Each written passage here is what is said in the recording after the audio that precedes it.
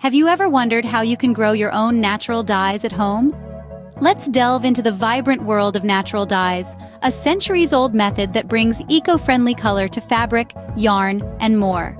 Growing your own dyes is easier than you may think.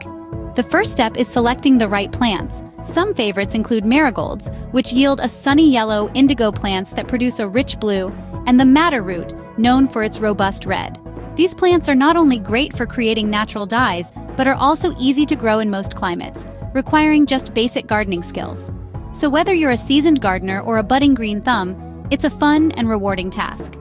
With the right plants, you'll be well on your way to creating your own natural dyes.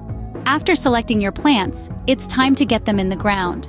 The key to a successful dye garden is nurturing your plants with the right amount of sunlight, water, and nutrients.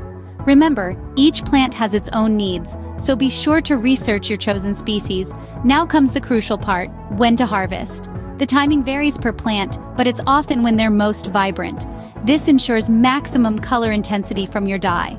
With patience and care, your plants will thrive and be ready for harvest. Once you've harvested your plants, the next step is extracting the dye. This process is quite straightforward. It involves boiling the plant material in water.